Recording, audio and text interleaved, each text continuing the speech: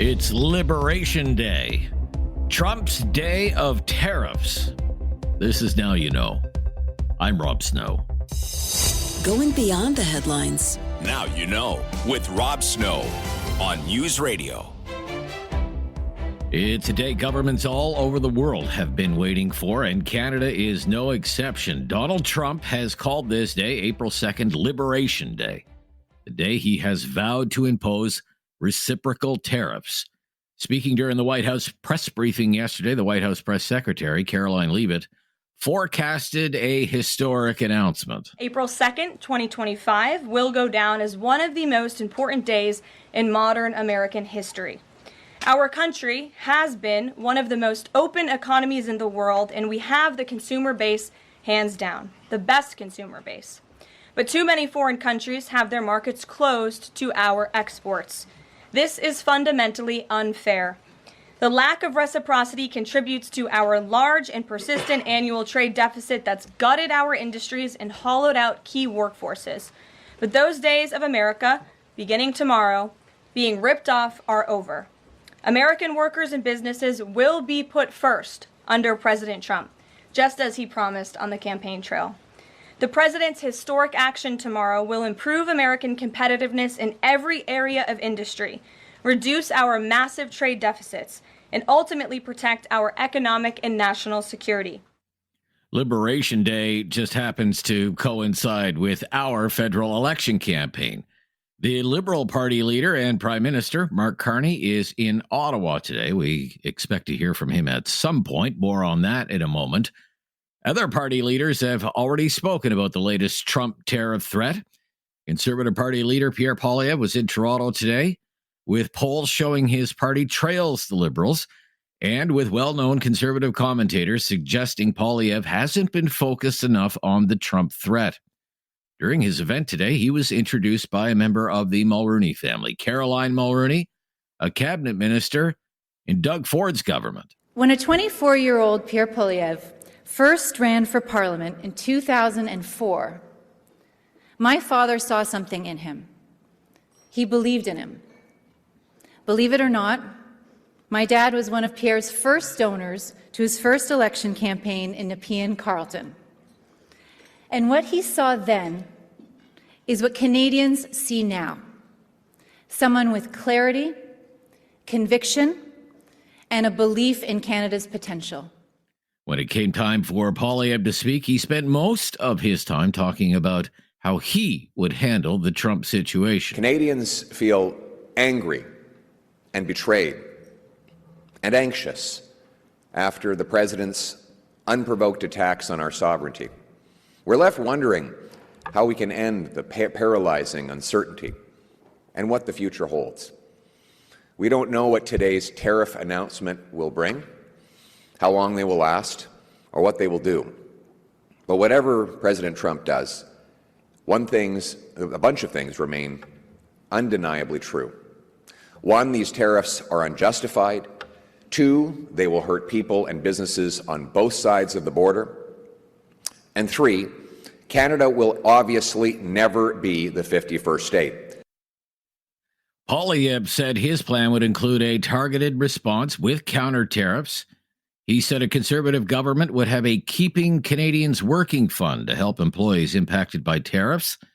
And he said he supports an early renegotiation of a new trade deal and a pause on all tariffs until a deal was reached.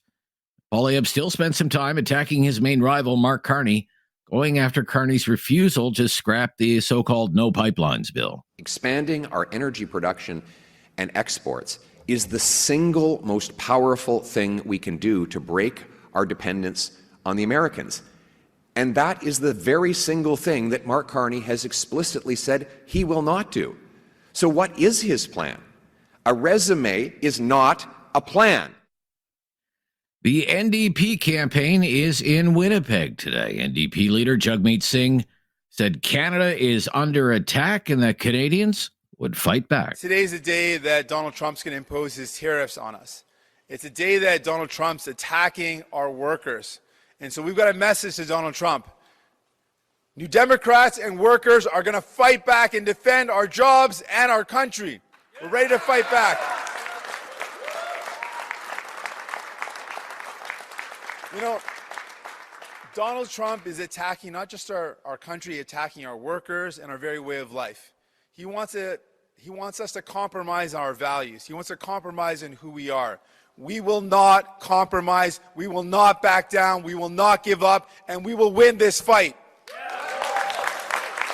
Singh also went after Mark Carney, seizing on a story about Brookfield's use of tax havens. And when hardworking people are filling out their taxes, we're in tax season, and they see that a company that makes massive profits in Canada decides to register in a foreign country, they're like, well, I can't do that. I can't just change my address and make my address Bermuda and not pay my taxes. And what does it say about the person that was the chair of that company? It says that they think, that Mark Carney thinks it's okay to not contribute to the Canadian economy. It means it's okay not to support families. It's okay not to invest in the healthcare that we need. It shows you that he doesn't have the right priorities.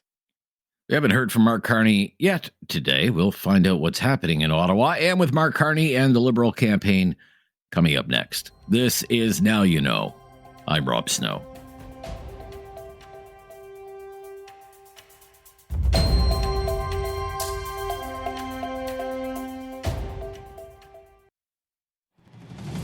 Now You Know with Rob Snow continues on News Radio. We expect some news about Trump's plan for tariffs today, and we also expect to hear from Prime Minister Mark Carney at some point. He is in Ottawa, and so is our Parliamentary Bureau Chief, Cormac MacSweeney. Welcome back. Good to be here. Yeah, we've already heard from the Conservative leader, Pierre Poilievre, speaking in Toronto today, Jagmeet Singh out in Winnipeg. What is Mark Carney doing today in Ottawa? Well, for the second time in about a week, Carney has put his Liberal campaign on hold in order to resume his responsibilities as Prime Minister. So he's put that hat back on, and he's on Parliament Hill. Early this morning, he had a phone call with Ontario Premier Doug Ford, who, of course, represents all premiers as the head of the Council of Federation at this moment. So they had a conversation about the tariff situation. Ford not really shedding light on that when he did a couple of interviews with CNN and CNBC this morning. But Carney is going to be holding a meeting later this afternoon with his business council on Canada-U.S. relations.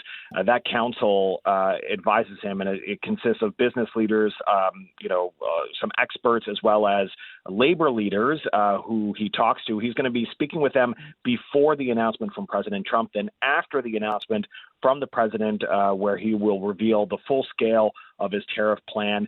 That's when Carney will meet with his cabinet committee on Canada-U.S. relations, and that's where we expect him to finalize and make the final decisions at the cabinet table about how Canada will respond. We've got like $95 billion worth of potential tariffs lined up, and we expect to hear about that afterwards.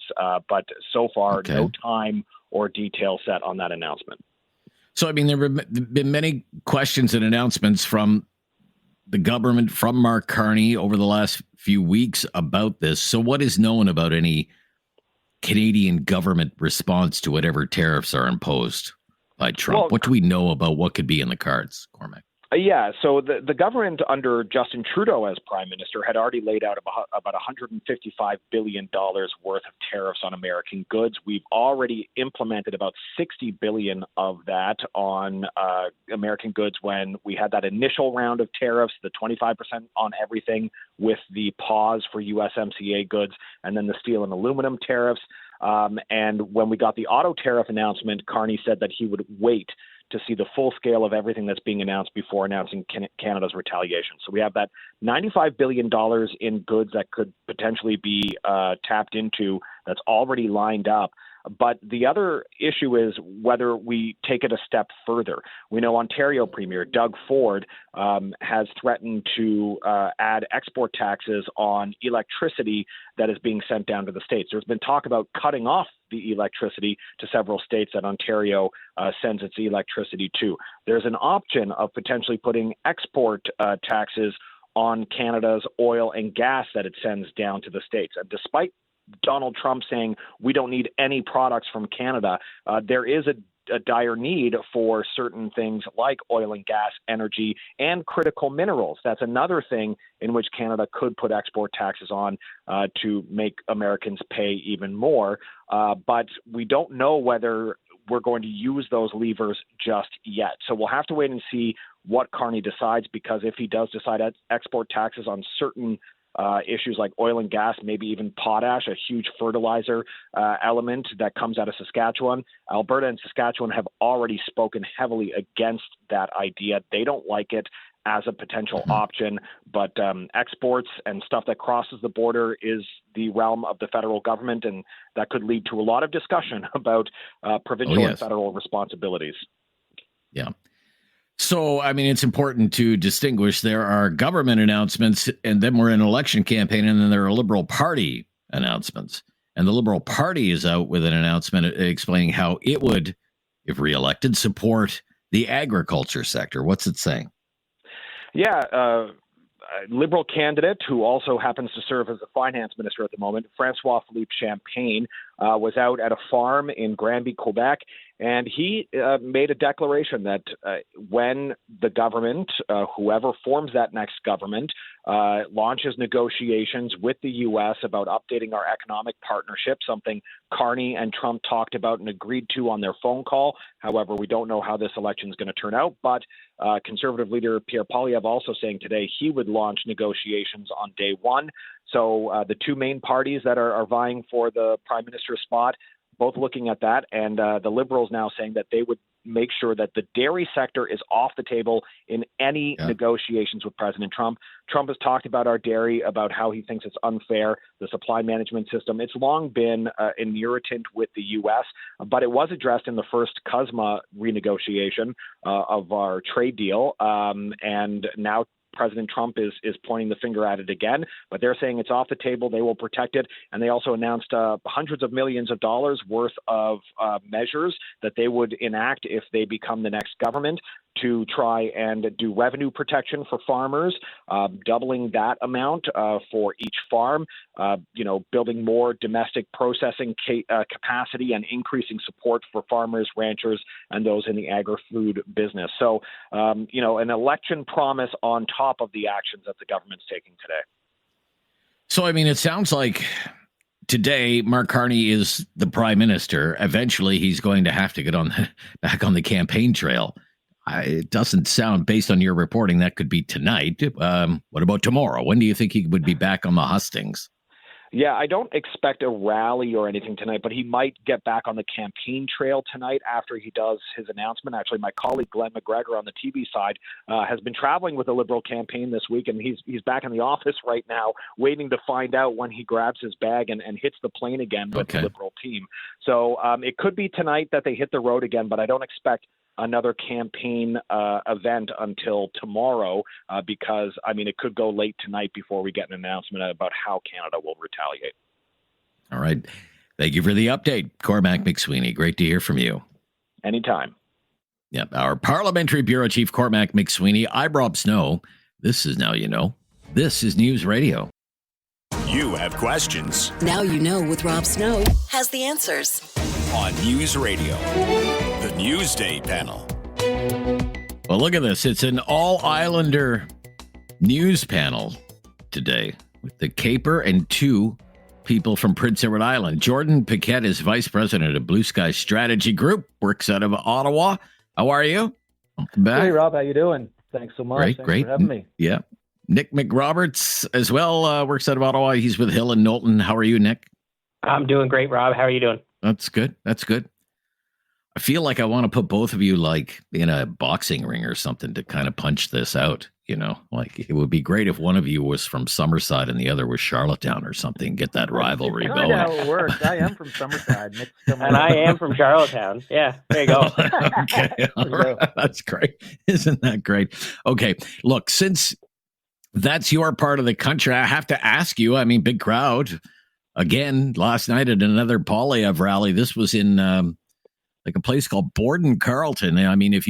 That's just as soon as you get off the Confederation Bridge, you're in Prince Edward Island. You're in Borden Carleton, like population less than 800, And I've seen crowd sizes estimated. I mean, they're all over the place, but like 1,700, some as high as 2,500, but a big crowd. This is about 45 minutes away from Charlottetown. So what did you think of Poilievre drawing that kind of rally in what is been very friendly territory for the Liberals, PEI?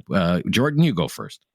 Yeah, sure. Look, I've been involved in PEI politics for quite a while. Before moving to Ottawa, I still check in with people there regularly, and even talking to people on the ground last night. And they said this was the largest political rally that they've ever attended or that they've ever seen on the island and not even in a long time. I think potentially ever for the longest one, certainly in recent memory. Anyway, I mean, to be able to draw 1,700 people this early in the campaign in rural PEI, young crowd, energetic crowd.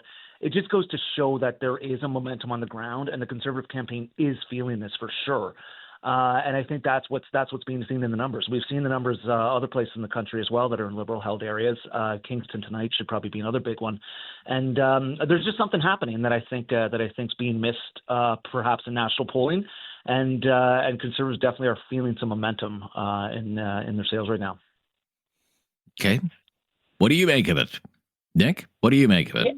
Well, I mean, Jordan, I think it's fair to say that you might never have been to a strawberry social at Lawrence Macaulay's farm, but those crowds really got up there too. If we want to talk about crowd sizes, it's a bit American in sense. Poilievre is fixated on the size of these rallies. He talks about it. He tweets about it. He brags about it. He has, his staff talk about it. They're tweeting out photos of it. It starts to remind you of a certain politician that Canadians don't really have an affinity for right now. And it doesn't do well to get away from this rhetoric of that Poilievre is different than Trump. The other important point that I'll make is that, real campaign pros, and Jordan, I count you among those, hate big local rallies, right? There's so many hours tied up into organizing and all the people involved and the infrastructure. That's time and money that can be spent on knocking on doors in Borden and in Crapo and up in Malpeque Bay and all of these other locations, and getting people out to early voting. Yeah, but sometimes campaigns need a boost. They need it, like these troops on the ground that are doing the door knocking. They need a boost. They need to see that. And people that would be there last night would come away completely energized from that experience, ready to go out and hit the doors. And I think that's what we're seeing. Maybe tell their friends, right? Maybe tell their friends. Maybe talk about it at work. Yeah, and stuff like that. visuals are very important in a campaign too. And I mean, if we want to talk people fixated on crowd sizes, go look at Mark Carney's campaign team right now during the leadership. Go look at some of their social media feeds when they were tweeting out about, look, we have 500 people out here at this event. Right. Okay. But Jordan, I mean, I think back to late last year. I said, how many of these PEI seats could be in play for the Conservatives? And you said all of them. Do you still, but now it's a different dynamic now. Do you really think all of the PEI seats are still in play? Look, you don't think that anymore, do you really? No, well, I mean, we'll see. I mean, it's still early days in the campaign when we have 4 great local candidates, one that ran before, 3 that just stepped down from cabinet provincially to run. They have great local teams, great local organizations. Obviously, something happened at the national level. Things have changed a little bit. Some readjustments happening. Maybe the numbers aren't quite as strong as they were a few months ago, but there is still time for a big momentum swing here. And I think the Conservatives, come Election Day, will do quite well on PEI. What do you think, Nick? Or do you think Islander, aren't they all Liberal seats right now? They're all Liberal seats right now. Malpeque and Cardigan have been Liberal since 1988. Charlottetown has been Liberal almost my entire lifetime. Egmont obviously has shifted. Islanders understand, what a Conservative government, means for Islanders, and it means more cuts and more austerity like we felt in the Harper years. I think those seats. Well, I mean, the Liberal government and Mark Carney at the Premier's meeting also committed to that and reviewing that. I think Islanders are smart, and they want people that can build communities and not, tear them down and get rid of services like Compass, our local CBC show. And so, I think the island is going to stay liberal for good reasons. Okay, yeah. You mentioned that Compass. That does get big ratings down there. Like a lot of people watch that. It's the news program. It's the only You're local right. news program. Yeah. Right. Yeah. It's the only local okay. evening Very news. interesting. All right. When we come back, let's talk about how each of the campaigns have had a game planned for Liberation Day and Trump and tariffs. When we come back, so Liberation Day, April 2nd. I mean, all the campaigns knew this was coming. Would have it circled on the calendar. We have to have something ready to say, and we want the kind of the right backdrop and the right tone to meet the moment. How do you think the campaigns would have prepared for a day like today for their election campaign, Nick? I think that the Liberal campaign clearly identified that Mark Carney needs to step into the Prime Minister's shoes today, and that's what he's doing back in Ottawa. And meeting with his cabinet committees and his committee on U.S.-Canada relations and just kind of seeing what comes, because as we've learned with President Trump, we don't know what we're getting until it's on paper. For the Conservatives, I think they've made a calculation to put Pierre in kind of the business center of Canada and in Toronto and having a keynote speech in front of supporters. But it's still tough for the Conservatives just because Pierre doesn't get the opportunity to look like a prime minister the same way that Carney does. Yeah, and maybe just before we go to Jordan, I watched the Poilievre thing today. I want to talk a little bit more about that, and then I watched the Singh event in Winnipeg this morning, and I thought that could have been any other day on the campaign trail for Jagmeet Singh. Like, I just thought it was kind of flat, kind of sad, small crowd. Like, I don't know. It just didn't, like I say, doesn't meet the moment. The guy's there in a sweater, in blue jeans, I don't know. Jordan, just a quick comment on how you game plan it, though. Yeah, what you want to look like and sound like on a day like today. Yeah, you can't just sit back in an office waiting for Trump to do something. The whole point, and this is what Pierre Poilievre and Conservatives have been saying for years, is that we don't know what Trump's going to do. We can't trust him. Even if you go and make a deal, any type of trade deal with Trump, he could just rip it up. He doesn't care anymore. It's not for him about policy. It's about, for him, it's the entertainment value. So Conservatives have been putting policy in the window, and I think that's what you saw today with Poilievre's speech, is to really lay out some of these measures in a much more kind of statesman-like setting where he could put those things out there. You saw Mark Carney yesterday just saying, no, we won't be repealing Bill C-69, what Conservatives call the No More Pipeline bill. And this is what Conservatives have been talking about, is how do we build the energy infrastructure in this country? What are some of these nation-building projects that we can do so we don't have to rely and react to every single move that Trump does? Of course, they're going to put in dollar-for-dollar reciprocal tariffs. That's something we all know that we're going to do. But Conservatives are actually putting some positive ideas out there about how we build the resiliency here and not just wait for a further reaction from the Americans. Okay. Well, how does that compare then to what Mark Carney is pitching, in your opinion, then, Nick? Well, what Mark Carney is saying is that it's not just about building an economy that is, in defense of the states. It's about building an economy that thrives despite it.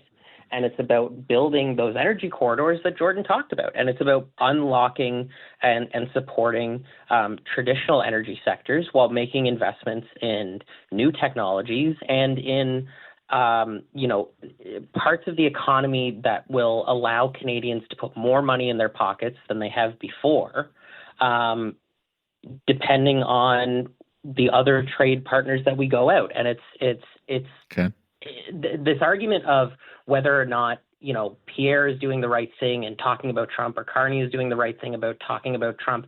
It's not about talking about Trump. It's about what we can do despite Donald Trump. And Mark Carney has been the only one so far to say that we're going to build a Canada that survives without the U.S.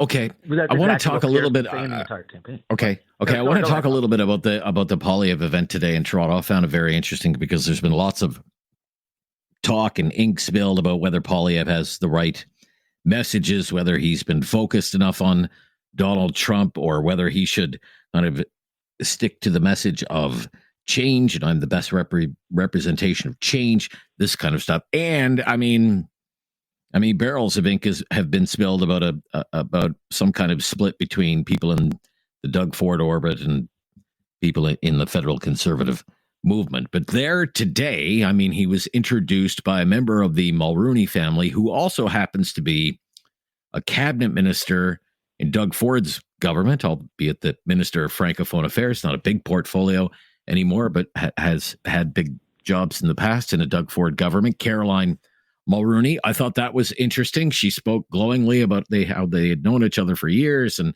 how Brian Mulroney was one of the earliest donors and supporters of Pierre Poilievre's political ambitions when he was first running for office, all of this stuff. And then right out of the gate, Poilievre was talking about Trump, and here's my plan to defend Canada. It was, if people have been calling for a pivot, I was wondering, but maybe this is the pivot. What did you think, Jordan?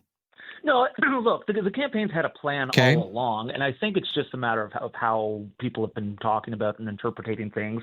And I mean, some people on the sidelines trying to perhaps defend their own interests and looking for business because they're on the outside looking in. But I mean, what Poilievre was talking about today was the immediate response. This is what we're going to do. We're going to slap the tariffs on, reciprocal tariffs. How are we going to carry this on after the election? Only making deals that both ends of the bargain can be held up. But then talking about building the economic fortress for Canada. And that's what Poilievre's been talking about for the last couple of years. He's been the one that's talking about, to Nick's point before, he said Carney's the only one doing. That's not true. It's actually been Poilievre that's been pushing this message for the last couple of years. And Conservatives going back to Trump's first term about how do we build this economic fortress of Canada? How do we make Canada more resilient so that we're not just relying on the U.S.? And with Carney's plans yesterday, it's been a perfect contrast for him to say, like, no, we're not going to repeal that anti-pipeline bill. That gave the perfect contrast for the Conservatives to say, like, how are you going to build an energy corridor if you're not prepared to reverse the damage of the last Liberal decade?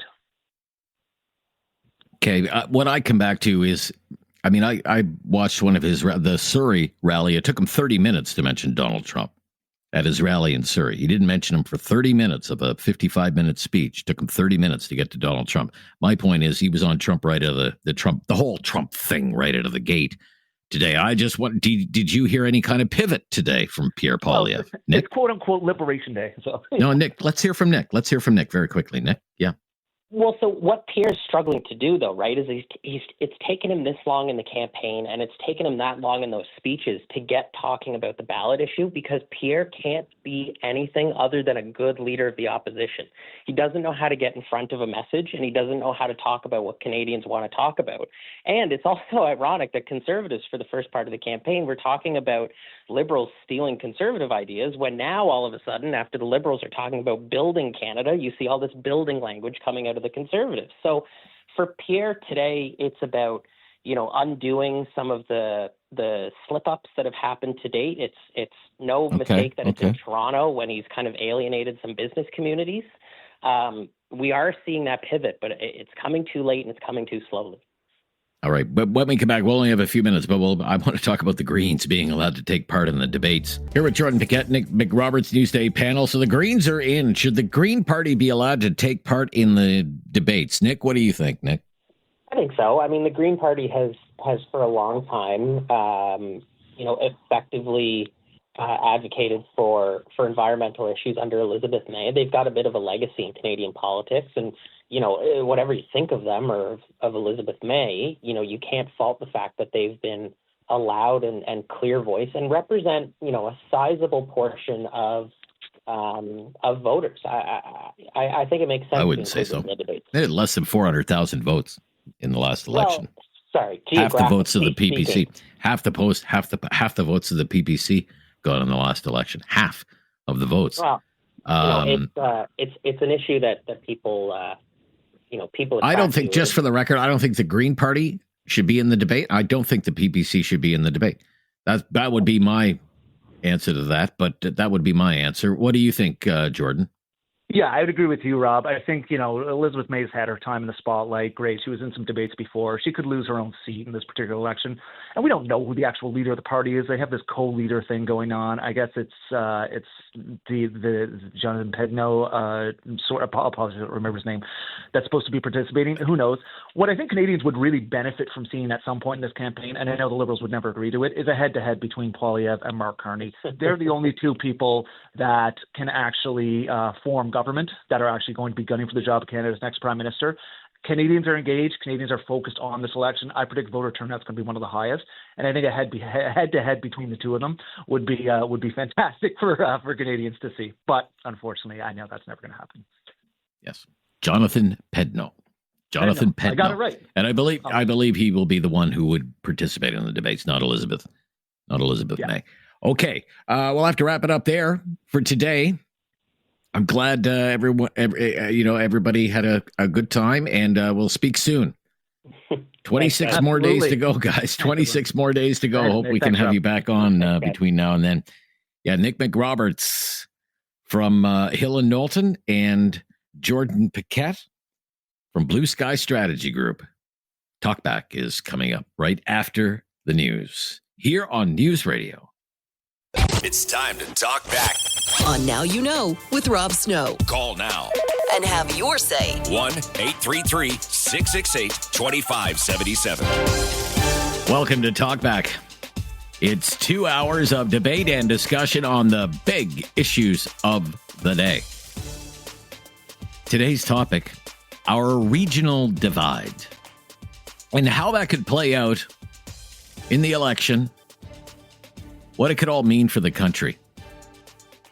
We are now well into the second week of the federal election campaign, and the polls are pretty much all showing it is shaping up to be a two-party race. The Liberals have the lead right now. The Conservative vote hanging in there in second place, and all the other parties are more or less fighting over the scraps. But the polls are showing something else as well. And this is not really new in our politics in this country, but they are showing a regional divide. And we want to explore with your help today why this is the case. Maybe you have some ideas, you can enlighten us a little bit. The Liberals have a healthy lead in the East, across Atlantic Canada, in Quebec, and in Ontario, and the Conservatives have a lead in the prairies, and is shaping up to be a close two-way race in British Columbia with the NDP fading away. But it is this kind of east-west divide that we want to focus on today. So, here are some questions. They're conversation starters, nothing more, but we'd love you to jump in on the conversation today at 1-833-668-2577, 1-833-668-2577. Why do you think this is the case? Why do you think voters right now in Atlantic Canada, Quebec, and Ontario are saying they favor the Liberals? Why do you think that is? And why do you think it is that voters right now in the prairie provinces, Alberta, Saskatchewan, Manitoba, are saying that they prefer the Conservatives? How do you explain that? And as a follow-up to that, what do you think the Liberals could do, if anything, to be more popular in Western Canada, to lift their political fortunes in Western Canada? And what do you think the Conservatives could do to be more popular in parts of Eastern Canada than they appear to be right now in Ontario, Quebec, Atlantic Canada? 1-833-668-2577. 1-833-668-2577. Please join the discussion today. I don't see anyone who is really saying, oh, the election's over. It's over. Stick a fork in the election, it's over. Most people seem to think, there's a lot of runway yet. Okay, 26 days to go until Election Day, and we have a pair of leaders debates still ahead. Could be a game changer. And while some polls are suggesting the Liberal lead is widening, you have other polls that suggest the Conservatives are far from out of it, and that the Liberal lead is in the low single digits. And there's There's lots of discussion still about what the ballot question is and whether it really is Trump or whether it is change or the cost of living. But there are polls out there that say the Liberal lead in Quebec and Ontario is growing. And if that trend continues, it would be very, very difficult, if not impossible, for the Conservatives to form even a minority government, let alone a majority government. And at 338.com this morning, which projects the most likely outcome of the election based on all of the polls, it is saying the most likely outcome right now would be a Liberal majority government, which is something that was unthinkable just 4 months ago. I mean, it's shaping up, really, it is shaping up to be an election for the history books. And I suspect books will be written about it. And it's not over yet. But that is the outcome that we're seeing. I don't know if that's the outcome that we're going to see unfold on our television screens 26 days from now. But if it is, it will be because Liberal support was stronger than Conservative support in Eastern Canada. Okay, in Ontario, in Quebec, in Atlantic Canada. I mean, so if you're a Liberal supporter in Atlantic Canada, we'd love to hear from you. And we want to know, why do you lean Liberal and not Conservative? And help us understand that better. And if you're a Conservative supporter in Western Canada, why are you a Conservative supporter instead of a Liberal supporter? And help us understand that better. And let's just all be respectful of one another's opinions.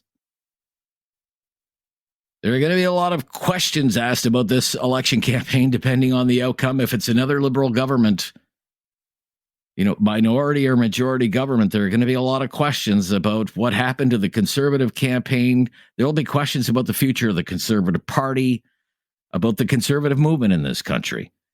People will be wondering, why did it again fail to connect with voters in Eastern Canada, particularly in big cities? What's wrong with the Conservatives in Quebec? Why couldn't it nail down votes in Atlantic Canada? And there will be questions as well if the Liberals lose the election. Should Trudeau have stepped down earlier? Was it all just hype about Mark Carney? Was it just a mirage? Is it a Kamala Harris phenomena all over again? I mean, as for the NDP, I hate to leave them out, but it's looking kind of bleak. I mean, the way things are going, they won't thinking about stripping that thing down to the floorboards. But it ain't over till it's over, as the old saying goes.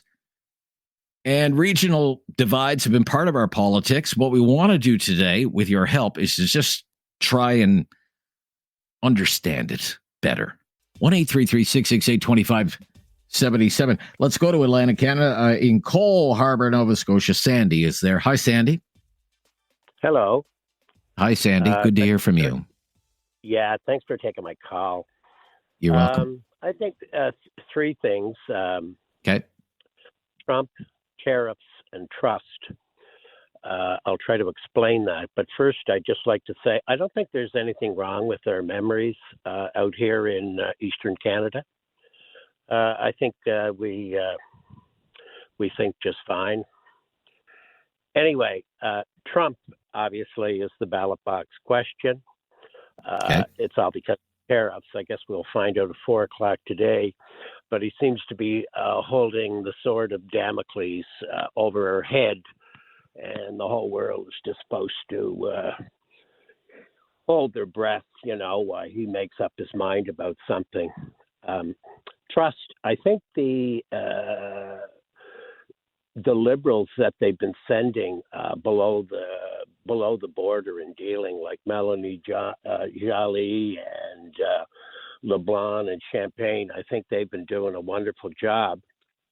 And as far as people out here in Eastern Canada not voting the Conservative Party of Canada, I think it's probably twofold this time. Okay. If it was the old Robert Stanfield party of progressive conservatives, I think they would have some support out here. But after Peter MacKay sold out the Progressive Conservative Party, it seems to be now just a Western alienation.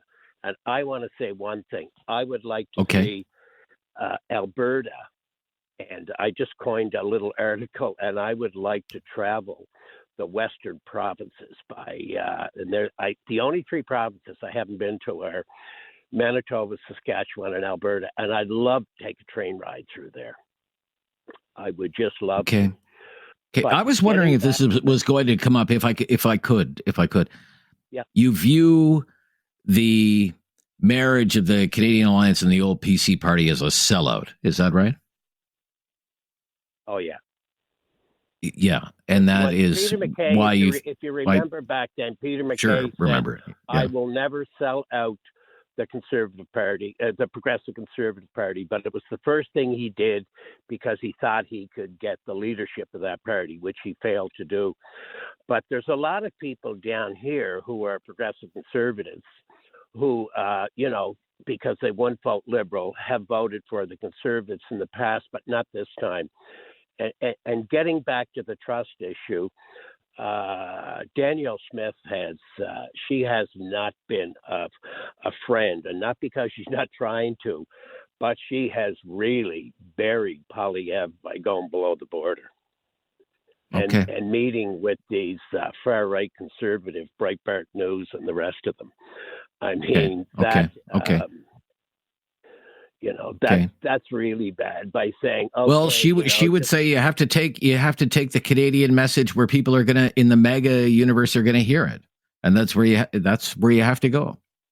You have to go into the lion's den, sir. You have to go into the lion's den. She's taken Alberta's message, and don't ever threaten us with separation. We're at a real funny time in our history when separatists in Quebec are saying, go Canada, go. And she's using this time out in Alberta to say, if you don't vote Conservative, we'll have a referendum out here. Not the right time for that. And whether it's the right time, I'm going to suggest to you, whether it is the right time or not, if the Liberals get in again, look out. Look out. In fact, there's just a brand new column in the Globe and Mail that just dropped like 15 minutes ago from Preston Manning, the founder of the Reform Party, who says right now that voters in Central and Atlantic Canada, I'm quoting right from Preston Manning in the Globe and Mail in a op-ed that was just released 15 minutes ago. Voters in Central and Atlantic Canada need to recognize that a vote for the Carney Liberals is a vote for Western secession. A vote for the breakup of Canada as we know it. Wow. Be right back right after the news. Have something on your mind you want everyone to know? Call now. Hello. 1-833-668-2577. It's Talkback on Now You Know with Rob Snow. We've been asking about regional divide, the regional divide in Canada, why the Liberals are doing better in Eastern Canada and the Conservatives do better in Western Canada. What do you think is behind that? 1-833-668-2577. Let's go to Mike in Dartmouth, Nova Scotia. Hello, Mike. How you doing, buddy? I'm good, Mike. Good to hear from you. Yeah, it's been a while since I've heard your voice, too. As a matter of fact. Yeah, it has. Hope you're well. And I was talking to one of the conservative leaders here in town, and I told him we seriously have to do something about the old age pensions here. I even asked her, what she thought would be a livable wage a month, and she said, probably around $2,500. I said, so why are we getting $7? Anyway, listen, it drives me crazy, Rob. I have no idea. The only guess that I can come up with is we have a heritage of people who are, my granddaddy voted Liberal and my daddy voted Liberal and I vote Liberal. Okay. It absolutely makes no sense to me. Have we not all just watched what Trudeau did to this country over the last 9 years? And it just baffles my brain that there's people out there going, oh, well, they changed the leader. It's a good idea to get. I had Darren Fisher was the MP here in Cole Harbour. And I called him to talk about the old age pension and stuff like that. For 9 months, I begged his staff to please get him to call me, and he would not do it. And after a while, they blacklisted my number at their office. They wouldn't take my calls anymore. One Saturday morning, I had the police show up at my door. Oh my gosh. That I had to stop harassing Darren Fisher's staff and that because, they were getting a little nervous that I was calling up. Okay. All right. Well, yeah. Okay. Well, I hope you weren't threatening them, or you weren't threatening them, or were you? Or No. You were Like no. I said Okay. when the police came there, I said, what the heck is this? I said, I really don't care in today's society if somebody's offended by something because it's all too easy to do that today. But, okay. You Right. can't have a conversation with people. Okay. And even But to the point of today's conversation, you think a lot of it has to do in a lot of ridings. This isn't just in your part of the country. I've seen ridings like this in the National Capital Region where I spend a lot of my time, like Ottawa, Vanier. David, I mean, how many years has that riding been liberal? Like it's been liberal for 100 years. Longer right? than And I've it's been just, alive. Yeah, longer than you've been alive. Yeah, longer than anyone in your family has been alive, I think, now, David. But, there is, and that happens in some ridings. And I'm sure out west there are probably conservative ridings that are like that as well. Well, my father voted conservative and my grandfather voted conservative. We'll never vote for the Liberals or the New Democrat. We just vote conservative here. And I mean, down here too, it's on the East Coast, we get included with Quebec. Well, Quebec, we don't have a chance at all because most of the Liberal leaders have all come from Quebec. So what is it, like 7 out of the last 9 or something? We're all Quebecers. Well, I mean, whatever the case might be, you think a lot of it has to do with history, tradition, family tradition. Okay, I got you, Mike. Thank you. All the best to you, Mike. Let's go to Paul in Cambridge. Hi, Paul. That last caller. I mean, you might as well just replay that as to what I was going to say. Oh, really? My grandfather voted Liberal. My father voted Liberal. I'm going to vote Liberal. I really don't understand. I don't have an answer as to why the regional divide, but something that I'm thinking about. I don't know how accurate it is. I think a lot of East Coast jobs are seasonal, and they rely on some sort of government assistance. Work half the year, take the other half of the year off, and collect welfare, unemployment, or a combination of that. I really don't know. But for myself, I lost my father when I was very young. Sure. He had a fairly, high-powered job with the company he worked with. He voted NDP, and my mother did as well. I've never voted NDP in my life. I think maybe once when I was first eligible to vote, I may have voted a Liberal, but I've been a conservative pretty much the whole time. I can't remember the last time I voted Liberal, and I have never missed an election in my lifetime. As far a lot of this is polls. Now I see that the polls say that the boomers are all voting for Carney. I'm coming up on 70 years old, so I guess that makes me a boomer. And there's no way in hell that I'd ever vote for that guy. Right. Well, the polls, again, just to clarify, don't say all the boomers are voting. It's just that Liberal support is very strong. Strongest, in fact, with voters over 60. Not that all the voters over 60 are going to vote for the Liberals, but they are. They're stronger in that than the Liberals are.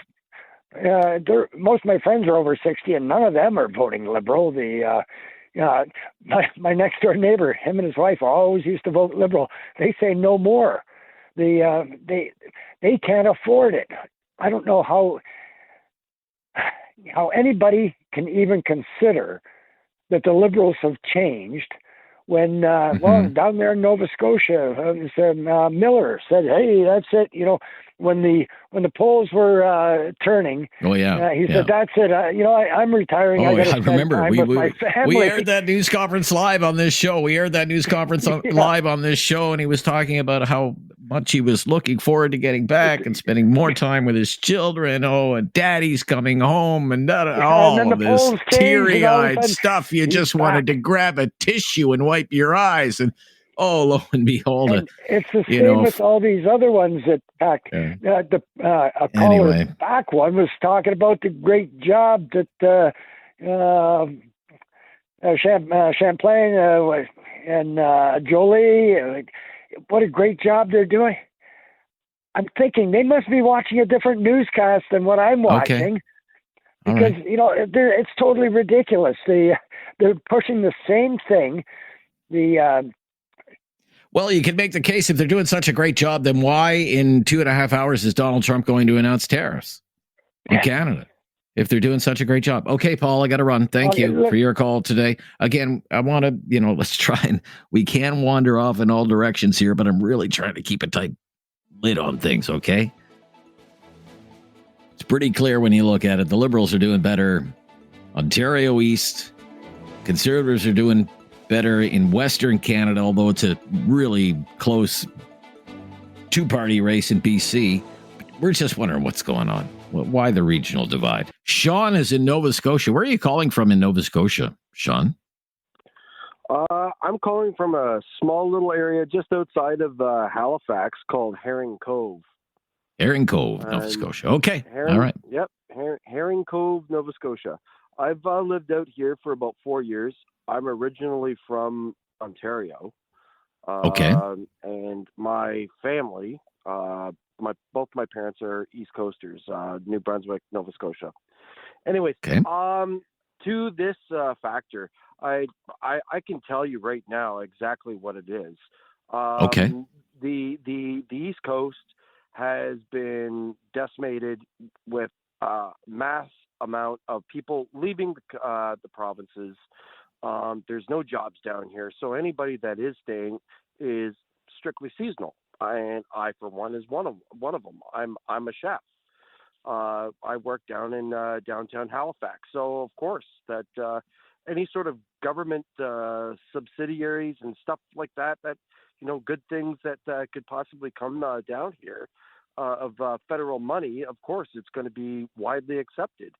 And the Conservatives are definitely not one of those parties that are going to be one of those things. Now, in saying that, out in Ontario, you have a lot of ethnicities, immigration and stuff like that. And I know from working with a lot of people that are with immigration, that are immigrants and stuff like that. And they, hey, Justin Trudeau, A1, good guy, everything's A-okay. They don't understand the other side of the story until they lived here for a while. Where you have out west, where they've just been bled dry, especially Alberta. Like they're ticked, and I don't blame them. They're ticked. I see both sides of the story, and I think. I don't have any faith whatsoever in the Liberal Party. And I used to be a Liberal. I voted Chrétien. I voted Martin wholeheartedly. Now there's just absolutely, to me, is just there's no way. There's no way I would ever vote for that. But I feel that it's a lot of just where the money needs to go, and basically the money is being dumped into the majority of the country in Ontario, plus where the big vacuum is out east, because there really isn't a whole lot out here. Come wintertime, all right, it's a ghost town. Where they got the money, man. They got the money. They got the oil. They got the trades. They got stuff like that, and it's working out for them. But the problem is, everything that they are paying into the system, they ain't getting back. It's being vacuumed into places like Quebec, which, as far as I'm concerned, is a bit of a troublemaker province, and out east, because there's nothing out there. Okay. All right. Very interesting way you outline it, Sean. I really appreciate your call. Good to hear from you in Herring Cove, Nova Scotia today. Let's go to Karen in Calgary. Hi, Karen.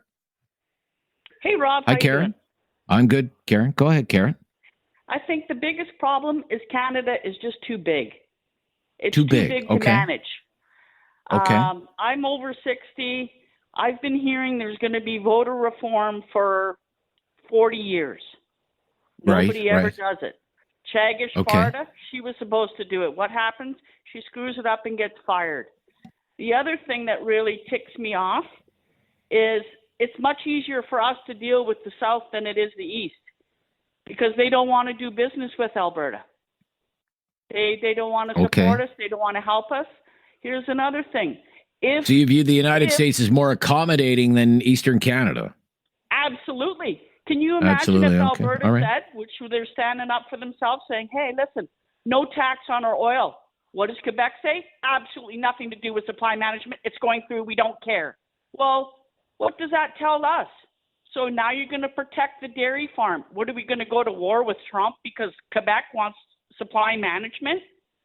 It sounds like it to me. And how is that fair for Canadians in Alberta? Well, I will say even Pierre Poilievre, even in his speech in Toronto today, defended supply management. You won't find a politician in Ottawa who won't defend supply management. So he would never win in Quebec. That's the problem, is you can't tell them the truth. They won't listen to you. They won't vote for you. That's why he says, oh, sure, we'll do that. It's like, yeah, we'll support the oil industry until the no more pipelines, which the guys just turned his back on us again. Okay. So, interesting, Karen. Thank you. I got to run. Thank you. Got to run right up against it here. It's Talkback. Have something on your mind you want everyone to know? Call now. Hello. 1-833-668-2577. It's Talkback on Now You Know with Rob Snow. All the polls are saying the Liberals are doing better in Eastern Canada. The Conservatives are doing better in Western Canada. That's really nothing new, but we want to know, why do you think that is the case? What explains it? Especially, after 9+ years of the Liberals being in power. 1-833-668-2577. Wade in Sylvan Lake. Wade. Hello, Wade. Hey, Rob. How are you, Wade? Being originally from Saskatchewan and being a tradesman and moving to Alberta around 1979-ish, I believe the reason why the Conservatives are more popular out west, when you hear Poilievre's speeches, he is talking about the tradesmen. And, when he said the other day that carpenters who build the homes can't afford to buy them, that is so true. And I think in the East, and I have no proof, but I think there's a lot more paper pushers out there who don't know what it's like to get up at 4 o'clock in the morning and go to work and work all day till 10 o'clock at night, I don't know and then about come that. home, have something to eat, go to bed, get up the next day and do it all over again. Yeah, I think that's a generalization. I don't think there's any truth to that. I think there are lots of hardworking people all across the country, Wade. Okay. But I believe that's what it is. I believe that, and probably northern BC, Saskatchewan, Alberta, and northern BC, I believe that's why they're winning, because I think he's talks more about tradesmen than the Liberals. Okay. All right. Thanks, Wade, for the call today. Good to hear your voice in Beaver Bank, Nova Scotia. Beaver Bank, Nova Scotia. Hello, Chris. Yes, Chris. Hey, how you doing, Todd? Where is it's Rob here. Where is Beaver Bank? Where is that? My bad. Beaver Bank is it's just outside HRM, so just outside Halifax. Okay. All right. Okay. Yeah. What do you think? Well, I think that it's mainly an age thing, really. Just sort of add to the boomer side of things there, where everybody's saying that it's boomers voting Liberal. I don't really think that that's a myth. Just a quick Google search will show you the oldest provinces in Canada are Newfoundland, Nova Scotia, and New Brunswick. and the very good catch. They're Alberta, Saskatchewan, and Manitoba. I noticed that a lot of younger people are voting Conservative just because they kind of just want the government to piss off and get out of the way. Like, I mean, I work pretty hard for what I have, and just for the past 9 years, I've noticed that the Liberals, just every single policy that they come out with, just it's more and more involved with my life, and you know, I'm 27 years old, so I just kind of want them to get out of the way. And I feel like a lot of people that are my age, and even to what the last caller said, that work in the trades, just the general consensus is nobody really wants Liberal. They just kind of, you know, I think they want them to piss off, really, like I said. Really? Okay. Yeah, it's really interesting that you point out the demographics like that. It's not something I had considered. Thank you so much for your call, Chris, Beaver Bank, Nova Scotia. All right, that's hour number 1 in the books. I'm loving the discussion. Keep the calls coming. We'll be back. We have a full hour ahead right after the news on News Radio.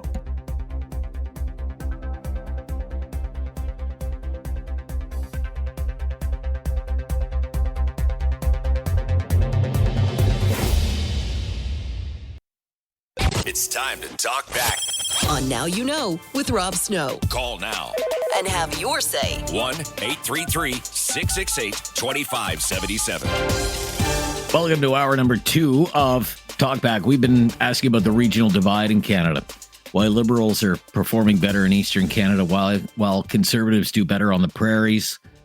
It's a close two-way race right now, according to all the polls in British Columbia.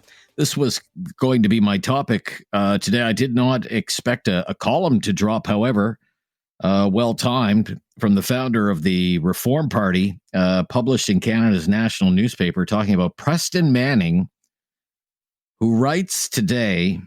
Let me read a little bit because it kind of puts it in perspective. This is Preston Manning in the Globe and Mail today. Whether politicians, the media, or voters in central Canada realize it or not, the greatest future threat to national unity is emerging not from Quebec, but on the Western Front.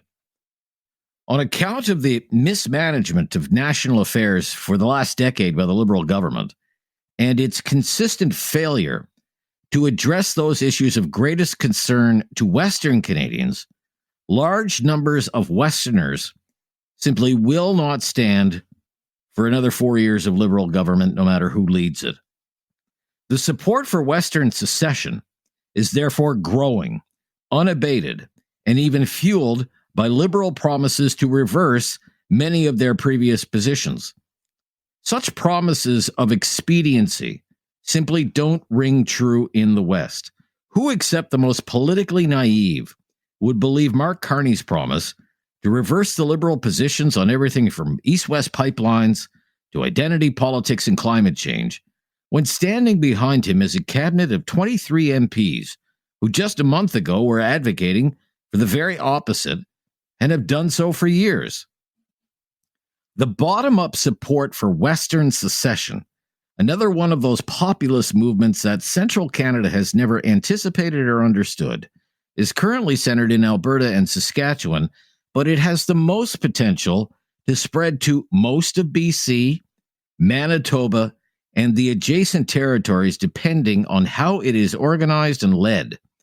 And this time, unlike in the late 80s, there is no Reform Party to redirect that populist energy into a West wants in direction.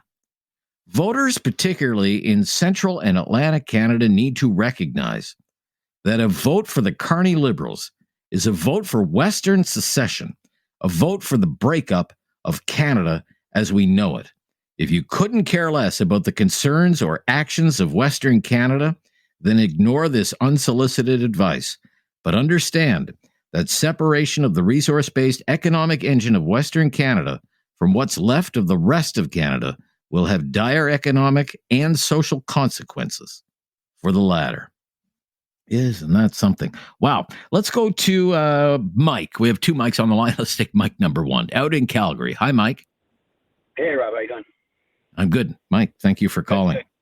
Yeah. What a great article that is. Oh, it's awesome. Just a few comments here. I mean, it's a great conversation. I think it was Paul a couple of callers ago back east. Grew up in Ontario, talking about the age thing. I mean, I think that's a great thing to consider. There's a few callers back prior also mentioned the immigration thing. I think Liberal government has always had a more open immigration policy, and I think that once immigrants become Canadian citizens, their loyalty to the party that brought them in will weigh heavily on an influence there. So, okay. I mean, at the end of the day, coming from Calgary, I grew up in BC. I would say that knowing where the bread is buttered, knowing how the financial influence that Western Canada as a whole, oil and gas, lumber, etc., and in the prairies, they all have. I feel like as well, specifically oil and gas, because there's no pipelines going anywhere. Everything's been shut down. Everything's been overtaxed, and there's a lot of bitterness. So I would agree with that. A lot of bitterness. Yeah. I think the Liberal government, with the NDP, like as you said earlier, is a little kind of out of the running.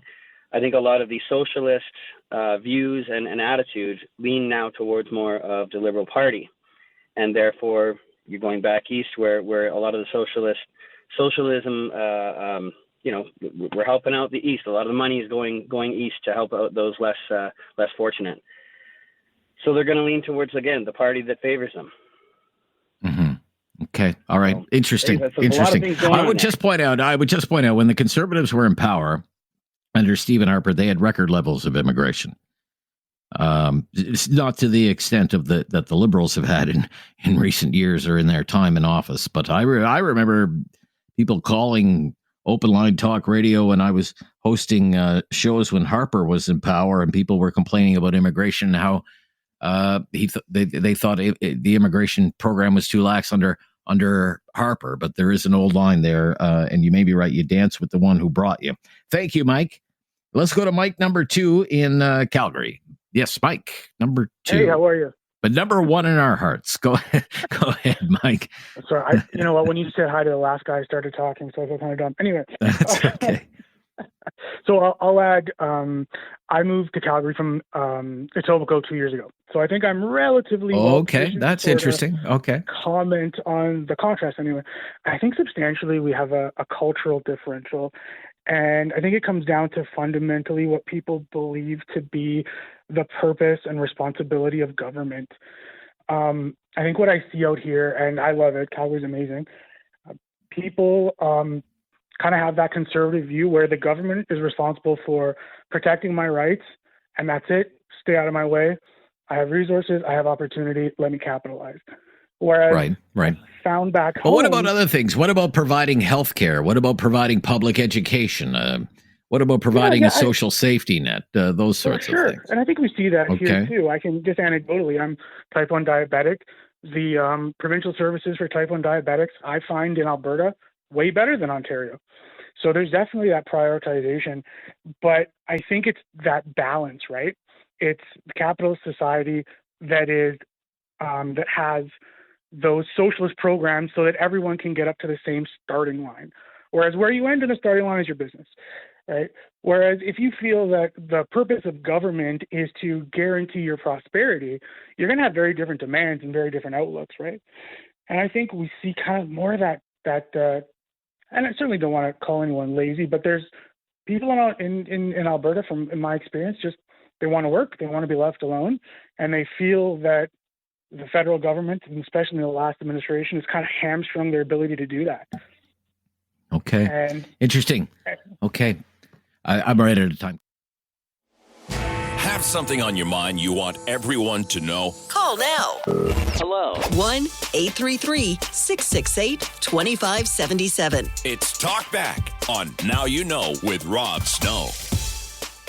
Why are Liberals performing better right now in Eastern Canada? Conservatives performing better in the West? 1-833-668-2577. New Glasgow, Nova Scotia. Paul, you're up next, Paul. Hi there. Hi, how you doing? I'm good, Paul. How are you? Pretty good. I'll give you some perspective on the lay of the land from central Nova Scotia. Yeah. Basically, if you're polling into Atlantic Canada, you're most likely going to hit the urban areas of Halifax, which is around half the population of Nova Scotia. And that entire economic ecosystem is basically surrounded by more bureaucrats per capita than Ottawa, if you can believe that. Yeah. Maybe when you think about Halifax, I mean, Halifax has, it's the provincial capital. It has all the universities. It has all the hospitals. Right? How many people work for the government of? How many people work for the city of Halifax? All of this stuff, right? Yeah. The naval base, the naval base, the defense contractors, and so on. So that can kind of skew it, but being in Sean Fraser's district, I think that there's a possibility he's going to get defeated here, and I'll tell you why. Yes, and I'll tell you why. Because when you put your hand up to retire, if you're going to be elected again, how are you going to represent the people of Central Nova when you're out the door mentally? That's one thing. And also, one of the things that's going to come into play is the fishermen. The fishermen are very, very angry with the current Liberal government from Newfoundland right to the Quebec border. Everywhere because of what's gone on as far as their fishery.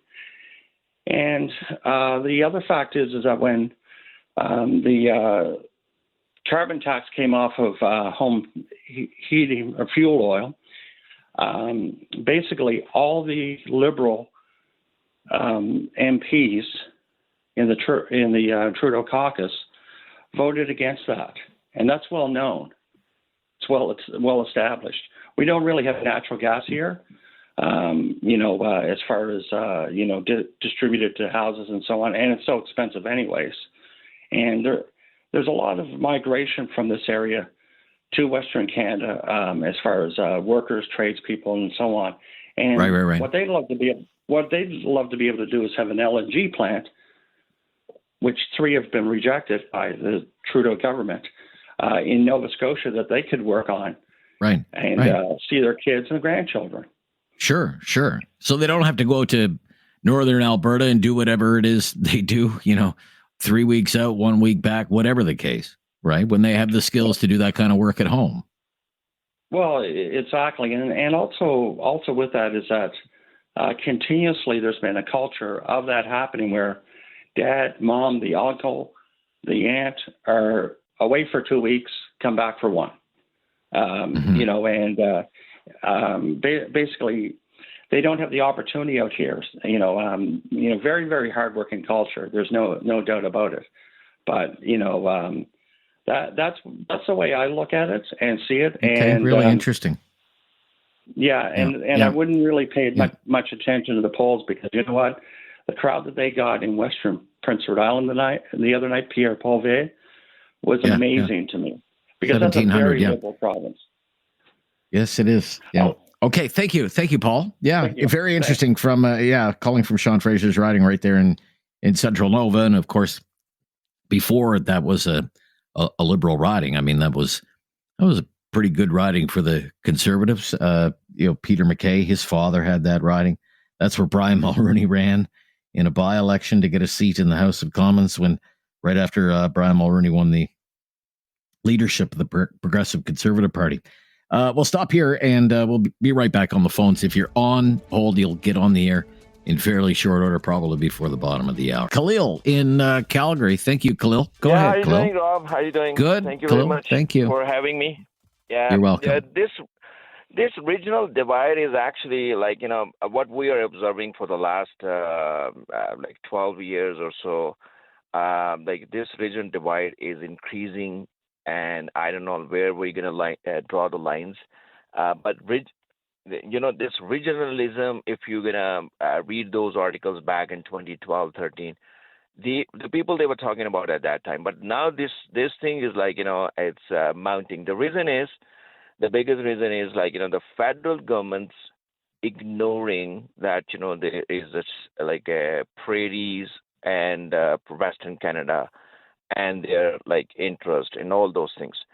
for the last 10 years of Liberal, somehow that rift or difference is being increased just like because they feel left over. It seems like, it's all about Eastern Canada or the Central Canada because they're the one actually deciding the government and stuff like that.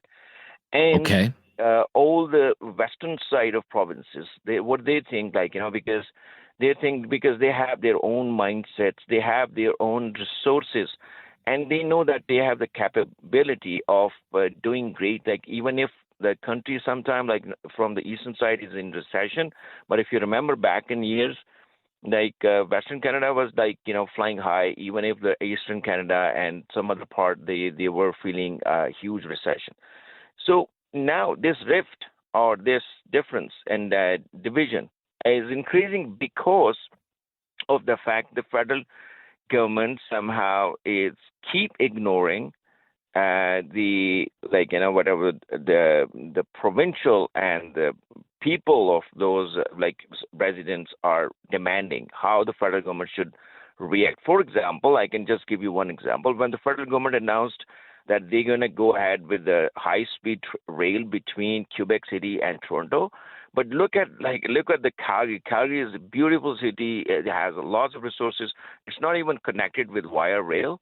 And we didn't have those kind of infrastructure. No one talk about it. Why? Because kind of those kind of things are ignoring completely. And right now, everyone is talking about resources, Eastern a pipeline, Western pipeline, blah blah blah. It seems like everyone is rush. But when the Western intellectual people, they were talking about this, that, how we should develop our resources for Canadian, for the country, for our own people, then the federal government was completely ignoring, and they were just playing EV mandate and this mandate and that mandate. And lots they were of money just for running those. after $50 billion. Now they said, oh, you know what? Oh, the U.S. is short of eggs. Okay, well, how are we gonna? And have to look. Okay. You know what I mean? So I know what you mean. I know what you mean, Khalil. Are there to develop. I mean, you know what I mean? Okay. And then I know what you mean. Suffering. Gotcha. I'll have to wrap it up there. Thank you, Khalil. We have 2 minutes for Peter in Langley, British Columbia, out there. Okay, Peter. Hi there. I got something on my mind. I'd like everybody to know about it. I see what you did there. Look, about the East and West, the Liberals have always been ahead in the East. That's been a Liberal playbook from as far as I can remember, and I think it emanates from understanding that if you, as a party, win Ontario and Quebec, and you win some of the Atlantic, basically you've won you can win the election. And so the Liberals have always, in my lifetime, they shower Ontario and Quebec with money in the form of subsidies, etc. And they also throw in free cash into the Atlantic, so they're basically buying their votes. And when you take a look at it, for instance, the auto industry receives so much subsidies, and what happens is that the workers, they still end up increasing their pay and demands, and it costs more and more, and we keep subsidizing. And I think the people in the West, they feel angry about that for sure. And the people in the West, they're not asking for subsidies. We're just asking for the government, to get the hell out of the way, kind of thing. Right. Leave us alone. Some fairness. Let us Some develop, fairness. Let us get on. Pardon? Okay. Some fairness. Okay, they're playing the music, and if we don't wrap it up, they're going to cut us off anyway. So we'll have to end it there. Peter, thank you in BC today. To Neil up next in Calgary. Hi, Neil. What are your thoughts, Neil? Hi there, Rob. Yeah. Hi, Neil. Good to hear from you. Yeah, good to talk to you. I'm just driving from Lethbridge to Calgary, and I must have passed about 100 Conservative signs, campaign signs. I haven't seen any of the Liberals or NDP. Yeah, not surprised to hear that. Calgary. Yeah. I think there's some in Edmonton because I heard Mark Carney went there. But I'm just wondering, like, have they given up on Western Canada, or like, are the Liberals even campaigning in Western Canada this year? I don't know. When it's convenient, Mark Carney always points out, went to school in Edmonton. Even from time to time, Chrystia Freeland will talk about her Alberta roots, although not recently, of course, campaigning down in downtown Toronto. But you're saying it looks pretty Spartan out there for the Liberal cause. Is that right? That's right. And I realize I'm driving through rural Alberta, which is sure, but yeah. But in the past, there's been at least campaign signs. Like I don't know whether they don't have candidates or whether they don't have any money for signs. I don't know. Okay. But anyway, well, let me ask you this. To our point today, why do you think it is a Liberal desert out there? Well, I can only speak to the economic things that happen in Alberta. So, the economic driver for the country apparently for a while has been oil from Western Canada. We have been selling oil to the U.S. at a discount, 10 to 15% discount. There's been no tariff. They just give us a lower price because it's heavier oil and sometimes sour. And that's the economic reality. In the end, what they've been doing is taking heavy oil from Western Canada and bringing it to refineries in the U.S., turning it into fuel products and whatnot and selling them there, which is great. But they turn around and export, light sweet oil from the U.S. because they have a surplus of oil. Funny enough, it comes from Canada. But then they sell that at a premium at Brent prices, which is like, 8%, 7-8% higher. So we, being Canada and nice guys, have been just playing along with this for a long time and operating at actually an economic disadvantage. So I think, the only way that Western Canada can get out of this mess that we're in with the U.S., because apparently the U.S. doesn't want to do trade with us anymore, is to build pipelines west. Right. Because there is other refineries around the world that can take heavy crude. Yeah. And then you try and do that, and the view is, even Mr. Carney said yesterday, C-69 not going to touch that, going to keep that in place. You run into all of these obstacles, roadblocks. Yep. From a Liberal government in Ottawa, right? Yeah. Okay. That's right. And it takes a long time to build these pipelines. So the shorter the pipeline, the better. Now, I don't know if people in Western Canada or Eastern Canada have come to realize that Line 5 runs through Michigan.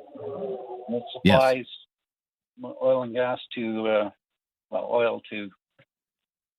Eastern Canada. I don't know what Mr. Trump's going to do about that. Is he going to put a tariff on it? I have no idea. But this is something that Premier Smith keeps bringing up when people say, well, maybe, using Alberta oil as a weapon. She's always said from the very beginning of look at Line 5 and then consider what that would mean for your oil supplies in parts of Eastern Canada, because it goes down into the United States before it goes back up into Sarnia, into the petrochemical alley there in Sarnia. So, all right. Look, we're tight on time. Yeah, we're tight on time here, Neil. But great to take your call. We will have to stop. We'll stop right here and be back. Take a few more calls. Rob Snow. Abe in Alberta, you're up next on regional divides in Canadian politics. What do you think is going on? What explains this, Abe? Just a couple of comments. I think, for one, like I was born and raised in southern Manitoba, then I moved in the early 70s to Alberta, and I've been here ever since. And I saw the difference between the way people thought politically between Manitoba, where I grew up on the farm, and Saskatchewan, where my wife's from. But one thing I've noticed is I think Albertans and Saskatchewan people that I've met, they like being Canadian. They like Canadians. they like Quebec people, but they dislike Quebec's place in the Confederation and what they see as an unfair power that they have. And but I went into the McKinney Library to do research when I was at university as a kid, and went to the archives and looked at all the newspapers and magazines from Alberta and Saskatchewan. And, a figure developed that I saw on this tenor, that what was all the newspaper articles generally were about it was this picture of a farmer out in the field, his sleeves rolled up, hair blowing in the wind, is looking east, and his fist in the air, and a little cartoon caption, "Damn you, Ottawa." And this was right from 1905 on. Wow. Yeah. And, Alberta, and it's all the way through. It just doesn't stop. If you ever want to read something good, you can read by Dr. David. I can't remember his last name right now. I'll think of it. The Empire of Dust. You want to get a sense of what it was like here from about 1905 to about 1950. What the people went through here and how they felt completely isolated. That people isolated from central Canada, they just didn't care. So we've got a real problem here. I think that if Ottawa would just listen to us once, like we want to have oil not going south necessarily, we want it going either east or west. And if they just give us the pipeline to get our natural gas and our oil out of here and let us compete in the world market, we'd be the happiest campers in the world. Isn't that something? All right, Abe, thank you. Very interesting for your historical perspective as well. That was really interesting. Calls from Atlantic Canada, calls from Ontario, calls from, of course, our great callers in Calgary and all across Alberta. Thank you so much.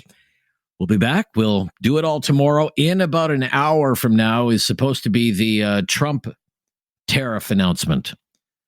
He has, I believe, scheduled some time in the Rose Garden to talk about Liberation Day. So that will be the big breaking news story all over the world. And it's just about an hour from now. So keep it right here on News Radio for the very latest. We'll be back tomorrow. I'm Rob Snow.